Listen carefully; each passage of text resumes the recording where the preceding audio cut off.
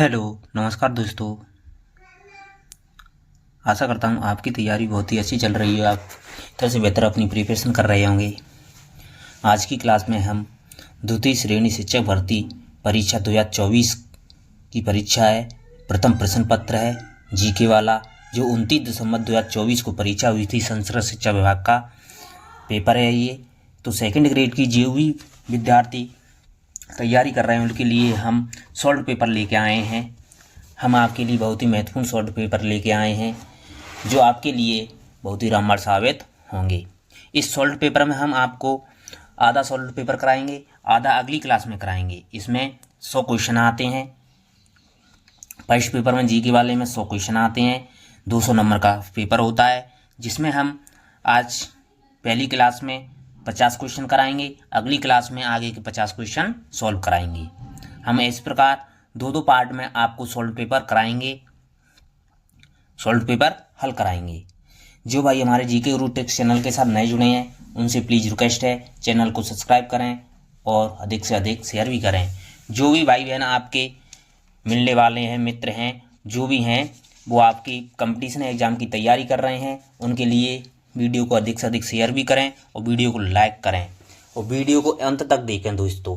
जिससे क्या है, आपको जो भी क्वेश्चन है उन सभी क्वेश्चनों की जानकारी भी मिलेगी, उन क्वेश्चनों की प्रिपरेशन भी आप कर सकेंगे।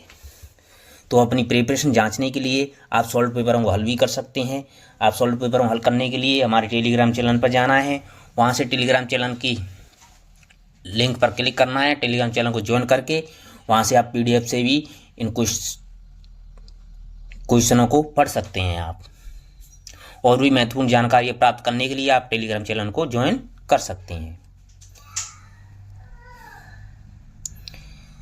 शुरू करते हैं। पहला प्रश्न आपकी स्क्रीन पर दे रखा है। इस क्लास में हम 50 क्वेश्चन कराएंगे। बाकी के 50 क्वेश्चन हैं वो आपको दूसरी क्लास में कराए जाएंगे। पहली क्लास में हम 50 क्वेश्चन कराएंगे। पहला क्वेश्चन दे रखा है आपका, कौन सा महाद्वीप विश्व का प्रतिशत सुमेलित नहीं है। महाद्वीप दे रखे हैं और विश्व में प्रतिशत दे रखा है। कौन सा महाद्वीप कितना प्रतिशत है ये दे रखा है, ये पूछा है दोस्तों कि कौन सा महाद्वीप कितना प्रतिशत है वो सुमेलित नहीं है। अंटार्कटिका 8.13%, दक्षिणी अमेरिका 11.97%, यूरोप 9.24%, अफ्रीका 20.39%। अनुत्तर प्रश्न तो इसमें सुमेलित नहीं है, वो हो जाएगा आपका यूरोप। यूरोप है वो 9.24% नहीं है। यूरोप महाद्वीप है वो सबसे छोटा महाद्वीप है, सबसे छोटा महाद्वीप है वो यूरोप महाद्वीप है। और सबसे बड़ा महाद्वीप है वो आपका एशिया महाद्वीप है। जनसंख्या की दृष्टि से भी ये बड़ा महाद्वीप है और क्षेत्रफल की दृष्टि से भी एशिया महाद्वीप बड़ा महाद्वीप है। इन सबसे छोटा महाद्वीप है वो यूरोप महाद्वीप है। तो ऑप्शन 3 ही आपका इसमें सुमेलित नहीं है, तो ऑप्शन 3 आपका सही जवाब हो जाएगा। अगला सवाल दे रखा है आपका, वीरनार, वरलक्ष्मी और शंकरचार किस फसल की विकसित नस्लें हैं। पूछा गया है कि जो वीरनार है, वरलक्ष्मी है और शंकरचार है, जो कौन सी फसल की किस्में हैं। चना की, सरसों की, कपास की, मूंगफली की। अनुत्तर प्रश्न तो जो वीरनार, वरलक्ष्मी और शंकरचार फसलें हैं वो आपकी कपास की किस्में हैं। किसकी किस्में हैं? कपास की किस्में हैं। वीरनार, वरलक्ष्मी और शंकरचार। तो इसमें सही जवाब हो जाएगा ऑप्शन 3। जिन भाइयों ने अभी तक हमारी वीडियो को लाइक नहीं किया है उनसे प्लीज रिक्वेस्ट है वीडियो को लाइक जरूर करें।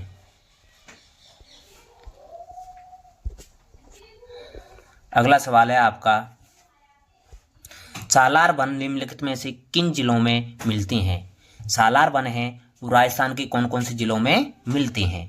अलवर, चित्तौड़गढ़, उदयपुर, कोटा, बूंदी, टोंक, सिरोही, पाली, डूंगरपुर, बारां, सवाई माधोपुर, दौसा। अनुत्तर प्रश्न तो जो सालार वन है वो आपके उदयपुर, सलूमर, राजसमंद, चित्तौड़गढ़, सिरोही, पाली, ब्यावर, अजमेर, जयपुर, अलवर, सीकर, इन क्षेत्रों में सालार वन प्राप्त होते हैं। सालार वन होते हैं जो सालार की लकड़ी से फर्नीचर उद्योग बनाया जाता है। क्या उद्योग बनाया जाता है? फर्नीचर उद्योग बनाया जाता है। तो अतः सालार वन पाए जाते हैं। आपके ऑप्शन हो जाएंगे अलवर, चित्तौड़गढ़, बूंदी। ऑप्शन 1 आपका सही जवाब हो जाएगा। अगला सवाल है आपका, सहरिया जनजाति किस क्षेत्र में केंद्रित है? तो सहरिया जनजाति है वो 12 जिले की शाहबाद और किशनगंज तहसील में पाई जाती है। तो ऑप्शन 4 ही आपका सही जवाब हो जाएगा। अगला सवाल है आपका,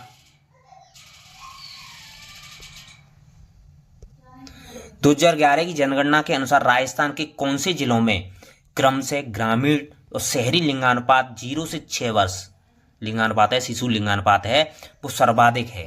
तो शहरी शिशु लिंगानुपात, ग्रामीण और शहरी शिशु लिंगानुपात 0 से 6 है 2011 के अनुसार। सर्वाधिक है वो आपका बांसवाड़ा और नागौर में सर्वाधिक है। बांसवाड़ा में ग्रामीण लिंगानुपात सर्वाधिक है और नागौर में शहरी शिशु लिंगानुपात सर्वाधिक है 0 से 6 वर्ष के बच्चों का। तो 4 आपका सही जवाब हो जाएगा। आपका अगला सवाल है, संयुक्त राष्ट्र संघ का 29वां जलवायु परिवर्तन सम्मेलन का आयोजन स्थल कौन सा है? Baku, Ankara, Berlin, Tehran. अनुत्तर प्रश्न। तो जो संयुक्त राष्ट्र संघ का 29वां जलवायु परिवर्तन सम्मेलन हुआ था वो आपका बाकू में हुआ था। कहाँ हुआ था? बाकू में हुआ था। ऑप्शन 1 आपका सही जवाब हो जाएगा। अगला सवाल दे रखा है आपका कि रिको ने किस स्थान पर जापानी उद्योग क्षेत्र विकसित किए थे? तो रिको ने अलवर के नीमराणा क्षेत्र में जापानी उद्योग विकसित किए थे। तो वर्तमान में नीमराणा है वो कोटपुतली भैरव जिले में आता है। पहले ये अलवर जिले में आता था, अब वर्तमान में जो नीमराणा है कोटपुतली भैरव जिले में आता है, जिसमें वर्तमान में जापानी उद्योग क्षेत्र विकसित किए जा रहे हैं। तो जापानी क्षेत्र उद्योग विकसित किए जा रहे हैं, तो इसमें आपका जवाब हो जाएगा सही ऑप्शन 3। अगला सवाल दे रखा है आपका, निम्नलिखित में से कौन सा सर्वोच्च पर्वत शिखर है? रोजा भाकर, डोरा पर्वत, खो, सायरा। अनुत्तर प्रश्न। तो सबसे ऊंचा सर्वोच्च पर्वत शिखर है वो आपका इन ऑप्शनों में से हो जाएगा आपका खो। कौन सा हो जाएगा? खो। ऑप्शन 3 आपका सही जवाब है। अगला सवाल है आपका, विश्व प्रवास रिपोर्ट 2024 के अनुसार वैश्विक स्तर पर अंतर्राष्ट्रीय प्रवासियों के लिए मुख्य गंतव्य कौन सा देश है?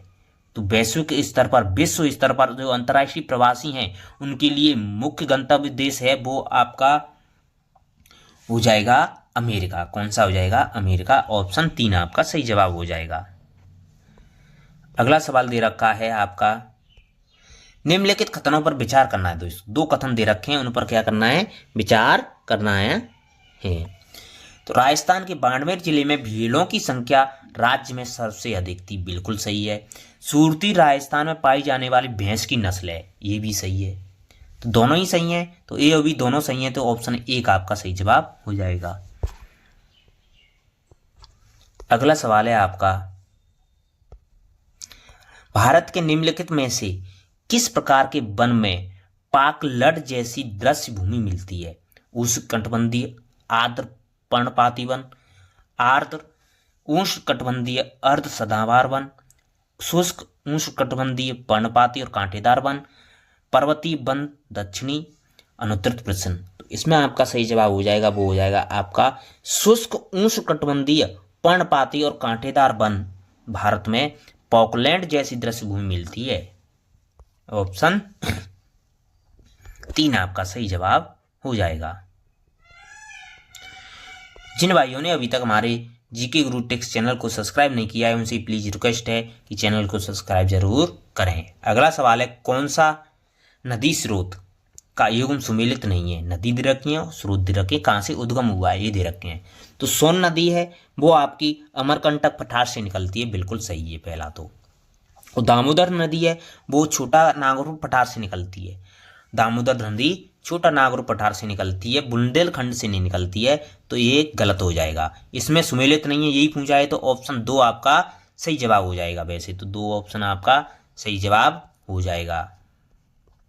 कावेरी नदी है ब्रह्मगिरी की पहाड़ियों से निकलती है। बिल्कुल सही है। कृष्णा नदी पश्चिमी घाट से निकलती है। बिल्कुल सही है। तो इसमें गलत हो जाएगा। ऑप्शन 2 आपका इसमें पूछा गया है। तो ऑप्शन 2।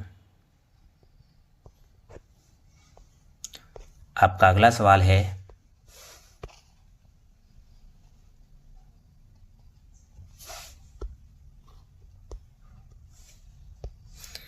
निम्नलिखित कथनों पर विचार कीजिए तथा सही उत्तर का चयन कीजिए। नीचे दिए कूट में से चयन करना है दोस्तों। कि लूनी नदी तंत्र का अधिकांश प्रवाह क्षेत्र राजस्थान में है।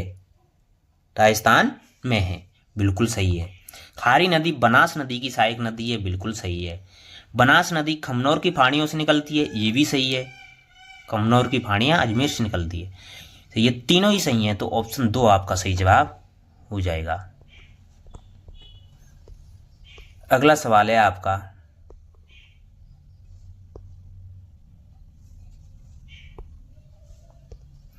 कांगड़ा और कुल्लू घाटियां किस हिमालय पर्वतमाला में स्थित हैं? तो कांगड़ा और कुल्लू घाटियां हैं वो आपकी मध्य एवं लघु हिमालय में पाई जाती हैं। कांगड़ा कुल्लू घाटियां मध्य एवं लघु हिमालय में स्थित हैं। ऑप्शन 3 आपका सही जवाब हो जाएगा। अगला सवाल है आपका, कौन सा पर्यटन केंद्र स्थान सुमेलित नहीं है? ये क्वेश्चन बहुत ही कंफ्यूज करने वाले होते हैं। सुमेलित नहीं है, असत्य है, सत्य है, ये बहुत ही महत्वपूर्ण होते हैं क्वेश्चन। तो मेहरानगढ़ है वो बीकानेर में नहीं, मेहरानगढ़ है वो जोधपुर में है। कहाँ है? जोधपुर में है। तो ये तो गलत हो जाएगा, इसमें सुमेलित नहीं यही पूछा है, तो ऑप्शन 1 ही आपका हो जाएगा। यशवंतगढ़ जोधपुर में है, स्वर्णकोटी टोंक में है, राणा जी की बावड़ी बूंदी में, ये तो सही है सभी, लेकिन ये गलत है पहला। तो ऑप्शन 1 ही आपका सही जवाब हो जाएगा। अगला सवाल दे रखा है आपका, तो राजस्थान के निम्नलिखित में से किस जिले में स्टेपी जलवायु परिस्थितियां नहीं पाई जाती हैं? तो स्टेपी तुल्य जलवायु नहीं पाई जाती है। पाली, जोधपुर, जालौर, जयपुर, उत्तर प्रश्न। तो स्टेपी तुल्य वनस्पति जलवायु नहीं पाई जाती है, वो आपकी जयपुर में नहीं पाई जाती है। स्टेपी तुल्य नहीं पाई जाती, जोधपुर में पाई जाती है, पाली में पाई जाती है, जालौर में पाई जाती है, लेकिन जयपुर में नहीं पाई जाती है। ऑप्शन 4 आपका सही जवाब हो जाएगा। अगला सवाल है आपका, निम्नलिखित में से कौन से कथन सही हैं? और नीचे दिए गए कूट का भी चयन करना है दोस्तों। कौन से कथन सही हैं?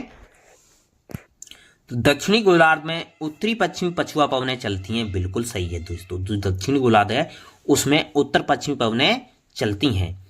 सभी भूमंडलीय पवनों में व्यापारिक पवनें सबसे नियमित रूप से चलती हैं, बिल्कुल सही है। व्यापारिक पवनें सबसे नियमित रूप से चलती हैं। ध्रुवीय पवनें, ध्रुवीय पूर्वी पवनें उपध्रुवीय क्षेत्र से ध्रुवीय क्षेत्र की चलती हैं, नहीं, ये गलत है। व्यापारिक पवनों की अपेक्षा पछुआ पवनें अधिक स्थिर होती हैं, नहीं, ये भी गलत है। तो ए और बी दोनों सही हैं, तो ए और बी दोनों सही हैं, तो वो आपका ऑप्शन हो जाएगा सही। ए और बी दोनों सही हैं, ए और बी दे रखे हैं आपके ऑप्शन 2 में, तो 2 सही हो जाएगा आपका सही जवाब। जिन भाइयों ने अभी तक हमारी वीडियो को लाइक नहीं किया है उनसे प्लीज रिक्वेस्ट है, वीडियो को लाइक जरूर करें। अगला सवाल दे रखा है आपका, अलियाबेट अपतटीय तेल क्षेत्र निम्नलिखित में से कहाँ स्थित है? तो अलियाबेट अपतटीय तेल क्षेत्र है वो आपका बंगाल की खाड़ी में, खम्बात की खाड़ी में स्थित है।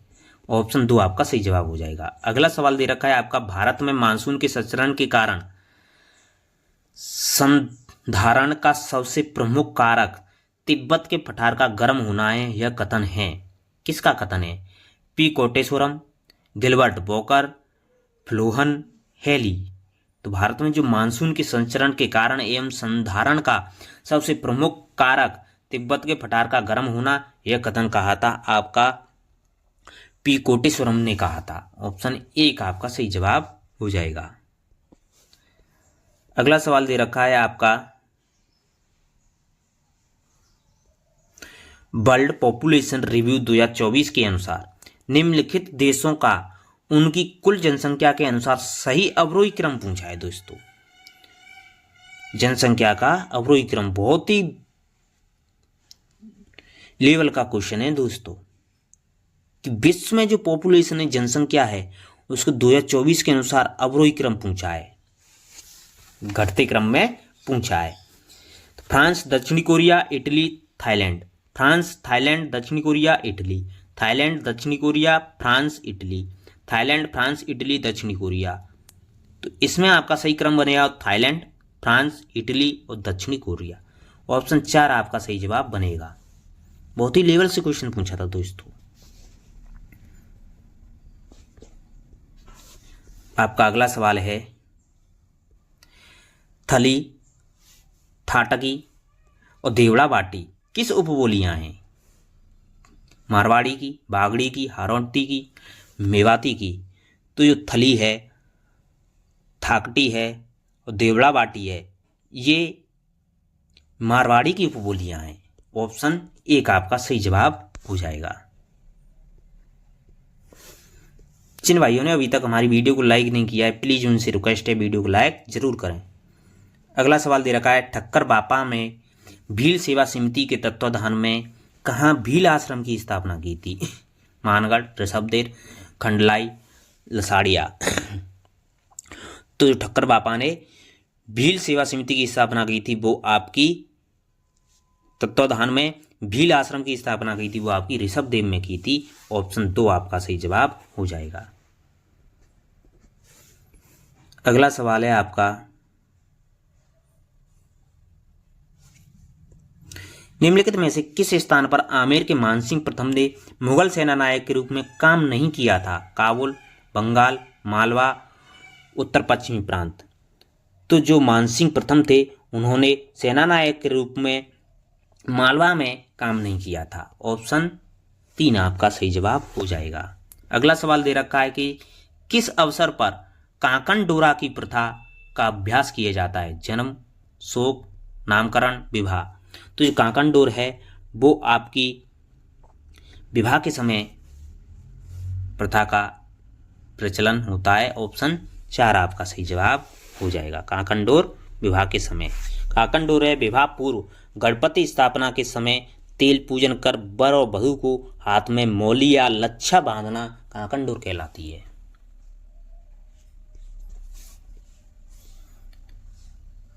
अगला सवाल दे रखा है आपका,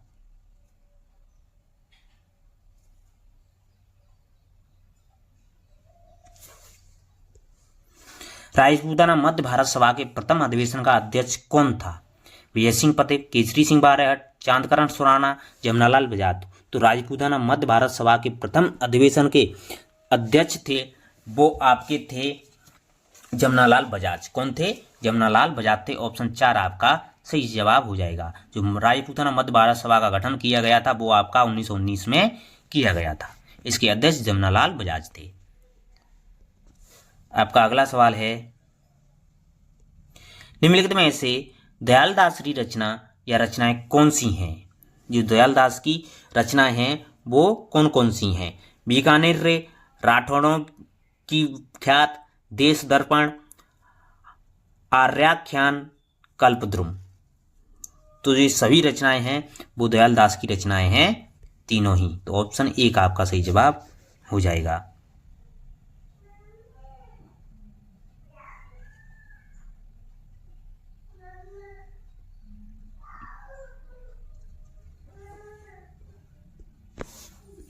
अगला सवाल दे रखा है आपका, निम्नलिखित में से किस किले का नाम सुदर्शनगढ़ भी है? नाहरगढ़, सामोद, तिमनगढ़, जयगढ़। तो सुदर्शनगढ़ के नाम से जाना जाता है वो आपका नाहरगढ़ का किला जाना जाता है। ऑप्शन 1 आपका सही जवाब बनेगा। निम्नलिखित में से किस चित्र शैली में फर्रुखपाल का चित्र मिलता है जिस पर आसिफ खां रो बेटो लिखा हुआ है? जयपुर, जैसलमेर, अलवर, मेवाड़, आंध्र प्रदेश। जो फर्रुखपाल का चित्र मिलता है वो आपका मेवाड़ चित्र शैली में मिलता है। ऑप्शन 4 आपका सही जवाब हो जाएगा। अगला सवाल है आपका, निम्नलिखित में से किस शासक ने किशनगढ़ की राजकुमारी चारुमती से संबंधित थी? बीकानेर के राय सिंह, आमेर के मानसिंह, मारवाड़ के चंद्रसेन, मेवाड़ के राय सिंह। तो जो चारुमती थी वो आपकी संबंधित थी मेवाड़ के राय सिंह से संबंधित थी। ऑप्शन 4 आपका सही जवाब हो जाएगा। अगला सवाल है कि निम्नलिखित में से किसे 1916 ईस्वी में बिजौलिया किसान पंचायत का सरपंच नियुक्त किया गया था? ठाकरी पटेल, साधु सीताराम दास, मन्नालाल पटेल, नानजी पटेल। तो जो बिजोलिया किसान आंदोलन था जिसमें बिजोलिया किसान पंचायत का सरपंच नियुक्त किया गया था, वो आपका नियुक्त किया था मन्नालाल पटेल को। ऑप्शन 3 आपका सही जवाब हो जाएगा। अगला सवाल दे रखा है आपका,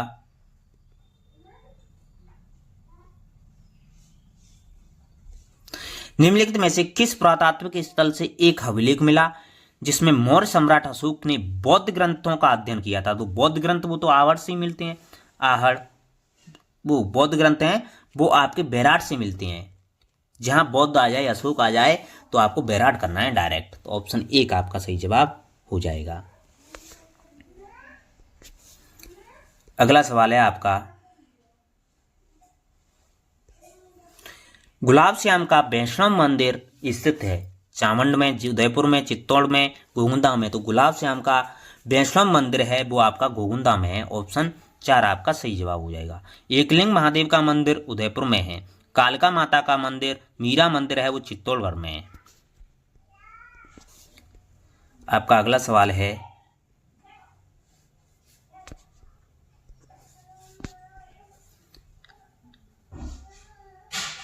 अगला सवाल दे रखा है आपका, शिवालिक अभिलेख के अनुसार किस चौहान शासक ने गजनी के अमीर खुसरो शाह को परास्त किया था? पृथ्वीराज III, विग्रहराज चतुर्थ, अजयराज, अनूरराज? तो शिवालिक अभिलेख के अनुसार, जो शिवालिक अभिलेख के अनुसार विग्रहराज चतुर्थ ने गजनी के अमीर खुसरो शाह को परास्त किया था, हराया था। ऑप्शन 2 आपका सही जवाब हो जाएगा। निम्नलिखित में से कौन सा नृत्य थाकना शैली में किया जाता है? तो बालर, धाड़, राई, ढोल? तो जो थाकना शैली में नृत्य किया जाता है वो आपका ढोल नृत्य किया जाता है। ऑप्शन 4 आपका सही जवाब हो जाएगा। ढोल नृत्य वो जालौर का प्रसिद्ध नृत्य है। इसे प्रसिद्धि दिलाने में जय नारायण व्यास की मुख्य भूमिका रही थी। जय नारायण व्यास थे, उनकी मुख्य भूमिका रही थी इसको प्रसिद्धि दिलाने में। ढोल नृत्य वो थाकना शैली में किया जाता है। ऑप्शन 4 आपका सही जवाब हो जाएगा। अगला सवाल दे रखा है आपका, फैजल अली खान जिसने 1857 क्रांति के दौरान मुगल बादशाह के पुत्र को सैन्य सहायता प्रदान की थी, संबंध था नरहट ठिकाने से, सलूमत ठिकाने से, डूंडलोत ठिकाने से, अनूपगढ़ ठिकाने से? अनुत्तर प्रश्न।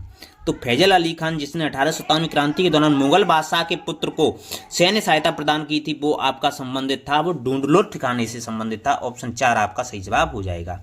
अगला सवाल है आपका, महाराणा प्रताप के गठबंधन ने शामिल ताज खान निम्न में से कहाँ का शासक था? नागौर, जालौर, भटनेर, फतेहपुर, शेखावाटी? तो आपका जो महाराणा प्रताप के गठबंधन में शामिल ताज खान था वो आपका जालौर का शासक था। कहाँ का था? जालौर का शासक था। ऑप्शन 2 आपका सही जवाब हो जाएगा। अगला सवाल दे रखा है आपका, उन लोक देवताओं को चिन्हित कीजिए जिनकी जीवन कथाओं में गौरक्षा के प्रकरण हैं। गोगाजी, तेजाजी, पाबूजी, देवजी? तो गौरक्षा के प्रकरण हैं वो आपके सभी में हैं। गोगाजी में ही गौरक्षा की देवता है, तेजाजी भी हैं, पाबूजी भी हैं, देवजी भी हैं। ऑप्शन 3 आपका सही जवाब हो जाएगा, सभी हैं। आपका अगला सवाल दे रखा है, राजस्थान को सुनील टप्पा निम्न में से किसकी अनुशंसा पर मिला था? पी सत्यनारायण समिति, राज्य पुनर्गठन आयोग, शंकरराव समिति, भारतीय संविधान? अनुत्तरित प्रश्न। तो राजस्थान में जो सुनील टप्पा था वो आपका राज्य पुनर्गठन आयोग समिति की सिफारिश पर राजस्थान में मिलाया गया था। ऑप्शन 2 आपका सही जवाब हो जाएगा। संत मामजी की चौपड़ों की भाषा थी मारवाड़ी, खेराड़ी, बागड़ी, मेवाड़ी? तो संत मामजी थे, उनके चौपड़ों की भाषा थी वो आपकी बागड़ी थी। मकर संक्रांति एवं दीपावली पर चौपड़ों का वाचन किया जाता है। वह आगामी वर्ष की भविष्यवाणी भी की जाती है इन चौपाड़ों में। तो ऑप्शन 3 आपका सही जवाब हो जाएगा, बागड़ी। अगला सवाल है आपका, निम्नलिखित में से कौन सा सुशिर वाद्य यंत्र नहीं है? पूछा गया कि कौन सा है वो सुशिर वाद्य यंत्र नहीं है। सतारा, नड़, मशक, बफंग? तो सुशिर वाद्य यंत्र नहीं है वो आपका बफंग नहीं है। बफंग नहीं है। सुशिर वाद्य यंत्र होते हैं जिनका आकार डमरू जैसा होता है।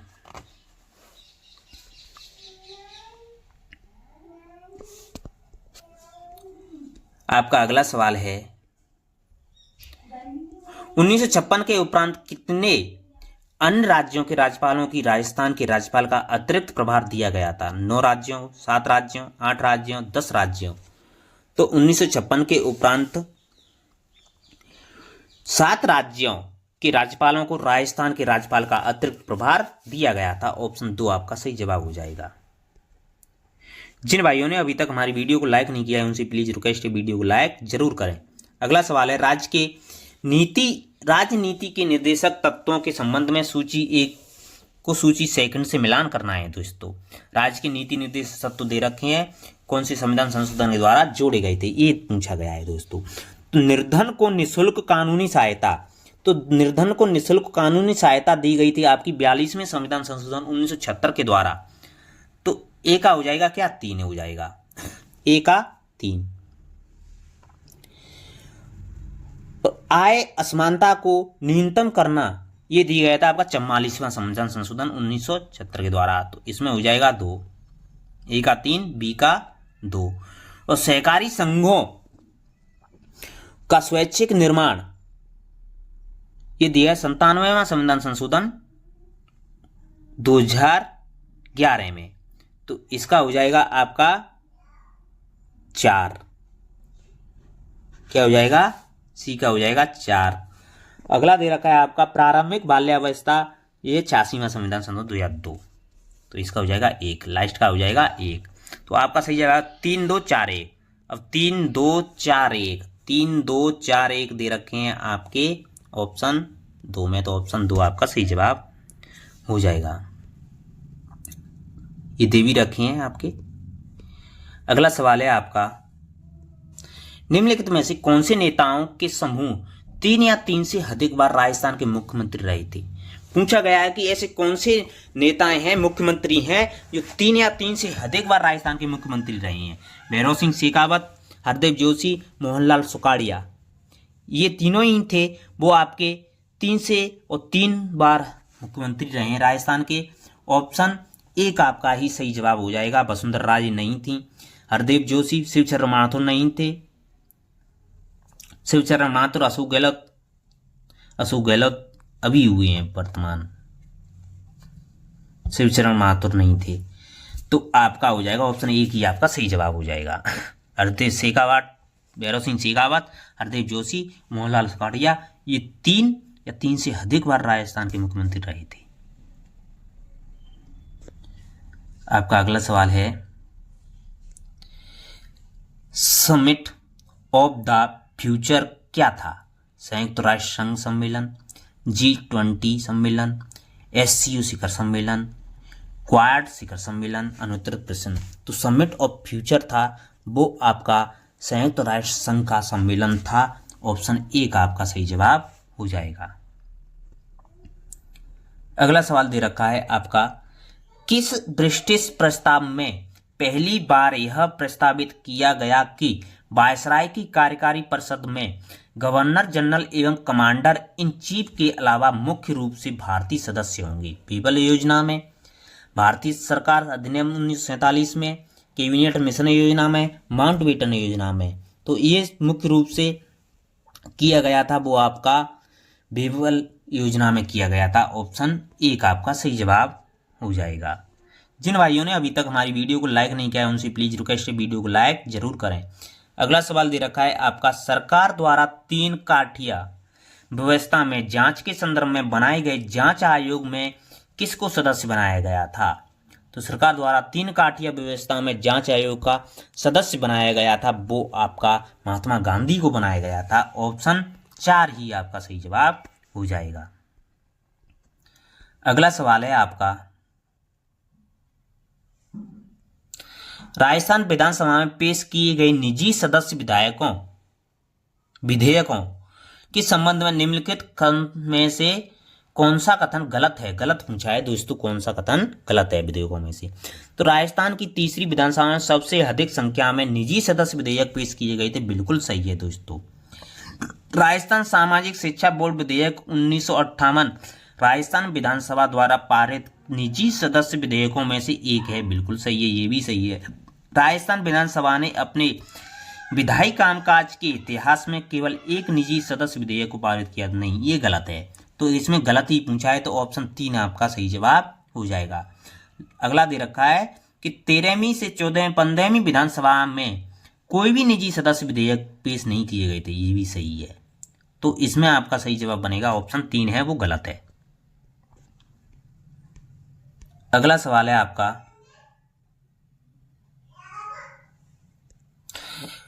2024 में आयोजित सामान्य चुनावों में राजनीतिक दलों द्वारा जीती गई लोकसभा सीटों से संबंधित सूची 1 को सूची 2 से मिलान करना है दोस्तों। तो 2024 में जो सामान्य चुनाव हुए थे उसमें समाजवादी पार्टी थी, जो समाजवादी पार्टी थी उसने 37 सीटें जीती थी। कितनी? 37। तो ए का हो जाएगा आपका 3। ऑल इंडिया तृणमूल कांग्रेस ने 29 सीटें जीती थी। बी का 1। द्रविड़ मुनेत्र कण्डनम पार्टी ने 22 सीटें जीती थी। सी का 4। तेलुगु देशम पार्टी ने 16 सीटें जीती थी। तो सही जवाब हो जाएगा आपका 3-1-4-2। अब 3-1-4-2 आपके कौन से ऑप्शन में है? 3-1-4-2 दे रखे हैं आपके ऑप्शन 4 में, तो ऑप्शन 4 आपका सही जवाब हो जाएगा। अगला सवाल है आपका राजस्थान के राज्यपाल की स्मार्ट विलेज पहल निम्नलिखित में से किस संस्था द्वारा क्रियान्वित की जा रही है? तो स्मार्ट विलेज पहल है वो आपकी राज्य विश्वविद्यालय के द्वारा क्रियान्वित की जा रही है। राज्य विश्वविद्यालयों के द्वारा क्रियान्वित की जा रही है स्मार्ट विलेज पहल। तो ऑप्शन 4 आपका सही जवाब हो जाएगा। जिसमें भारत का पहला स्मार्ट विलेज है वो आपका धनौरा गांव धौलपुर में है। धनौरा गांव बाड़ी धौलपुर में है, बाड़ी क्षेत्र के धौलपुर में है। वो आपका भारत का पहला स्मार्ट विलेज बना था। भारत का पहला स्मार्ट विलेज बना था, वो आपका बना था धनौरा गांव धौलपुर, धौलपुर जिले में स्थित है। राजस्थान के धौलपुर जिले में धनौरा बाड़ी क्षेत्र में है। आपका अगला सवाल दे रखा है राजस्थान के मुख्यमंत्री राहत कोष से निम्नलिखित में से किस क्षेत्र के लिए सहायता स्वीकृत नहीं की जाती है? विशेष रूप से महिला को लगी गंभीर चोट के पीड़ितों को उपचार के लिए बिल्कुल इसके लिए सहायता की ही नहीं जाती है। तो इसमें ऑप्शन 1 ही आपका सही जवाब हो जाएगा, ये स्वीकृत नहीं की जाती है। आकस्मिक दुर्घटना के कारण हानि एवं मृत्यु के पीड़ितों गरीबों की सहायता के लिए की जाती है। प्राकृतिक आपदा से प्रभावित लोगों की सहायता के लिए की जाती है सहायता। युद्ध एवं अन्य हवायानों में शहीद सैनिकों घायल सैनिकों के साथियों को सहायता देने के लिए की जाती है। तो 2, 3 और 4 सही है, 1 गलत है, तो ऑप्शन 1 आपका सही जवाब हो जाएगा। यहाँ से के आगे के सवाल हैं दोस्तों वो आपको अगली क्लास में कराए जाएंगे। तो हमने 50 तक क्वेश्चन करा दिए हैं। 50 के आगे क्वेश्चन है 51 से लेकर के 100 तक के क्वेश्चन है वो आपको कल की वीडियो में, अगली वाली वीडियो में आपको कराए जाएंगे। पार्ट 2 आएगा, इसी सॉल्व पेपर का पार्ट 2 आएगा। पहले पार्ट में हम 50 क्वेश्चन करा रहे हैं, दूसरे पार्ट में हम आगे के क्वेश्चन सॉल्व करा रहे हैं। थैंक यू दोस्तों, आप वीडियो को अधिक से अधिक शेयर करें। आशा करता हूँ आपको वीडियो बहुत ही पसंद आई होगी और अधिक से अधिक शेयर भी करें और लाइक करें। थैंक यू, अपनी तैयारी को जारी रखें। धन्यवाद, आपका दिन शुभ हो।